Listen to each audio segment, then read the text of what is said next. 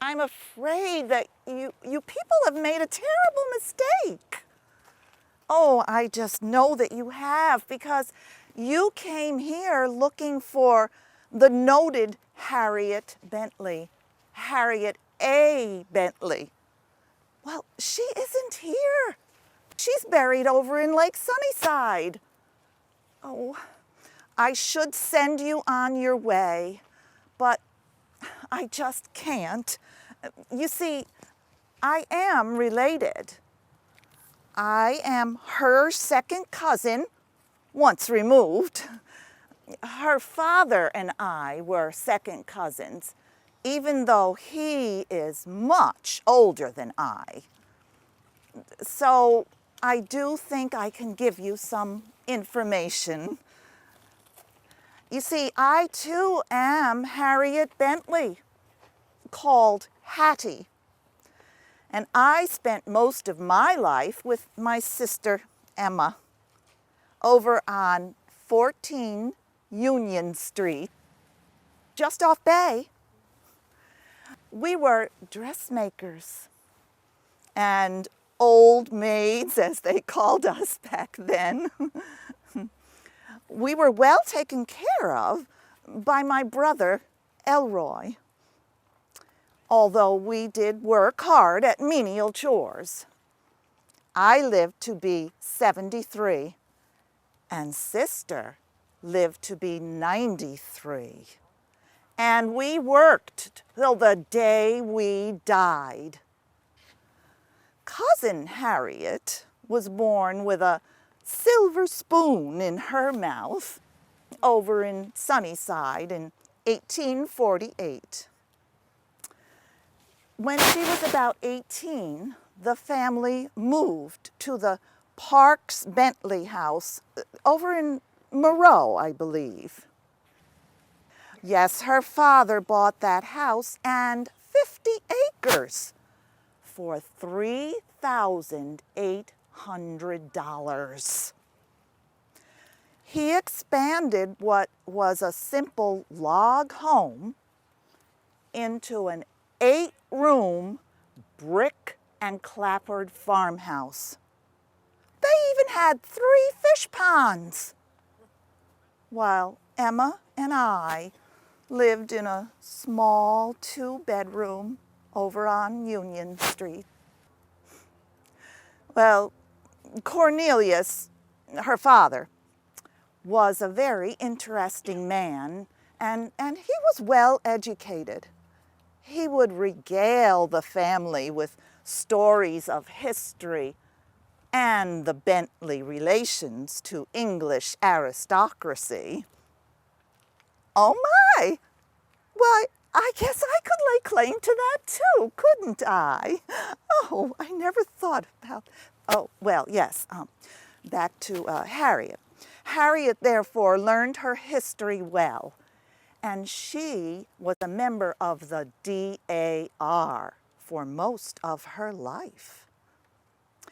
Harriet wasn't always treated as a special child. She was made to learn responsibility and industriousness at an early age by doing some simple chores, even though that branch of the family had servants. Well, Harriet had 2 brothers and 2 sisters. She was the baby of the family. Her brother George was only 12 when he died.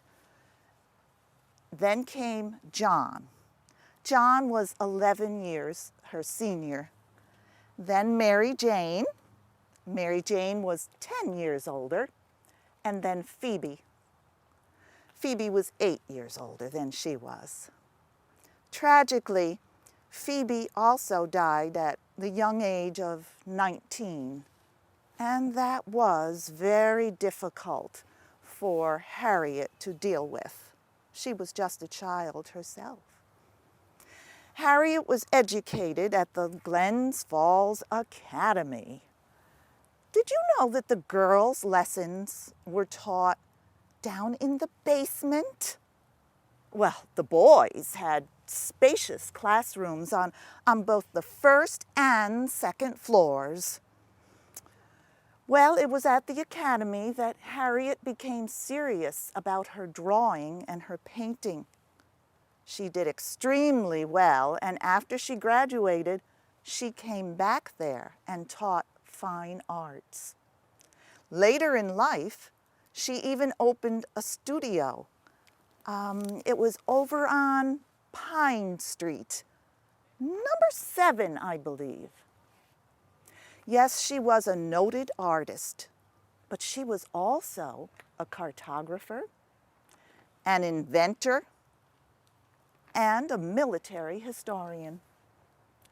Her watercolors of local history events were very popular and sought after. Let's see, her inventions included a process for coating photographs so they could be painted.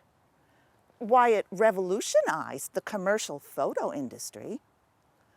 She also invented liquid rubber, and it was used to repair tires, rubber boots, and even hot water bottles. One of her biggest legacies was the publication of a booklet entitled The Military Road from Fort Edward to Lake George. It showed the route in 1775 and then the route that General Burgoyne took in 1777. And it's still used today by local historians for study. She published another booklet also called Sarah Helen's Adventures. It was actually a children's story, and it was in memory of her niece. You remember I said she had a sister, Mary Jane. Well, Mary Jane passed away in 1771, and then her husband and the 5 children moved in with the Bentleys. Well, Harriet was particularly fond of Sarah, who was called Nellie.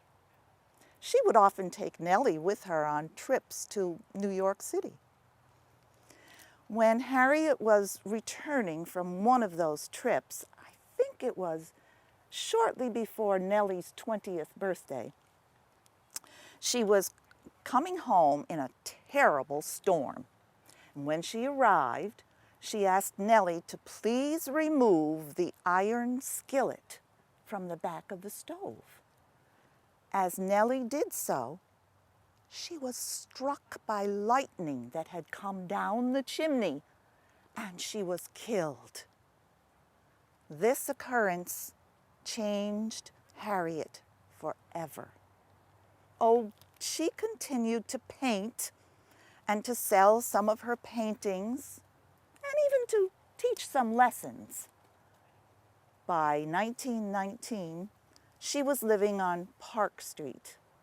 She lived to be 82, and she passed away on June 18th, 1940. In her will, she left all of her copyrights and patents to her nephew, William. She asked that all of her paintings be sold and the proceeds donated to the Jane McRae chapter of the DAR.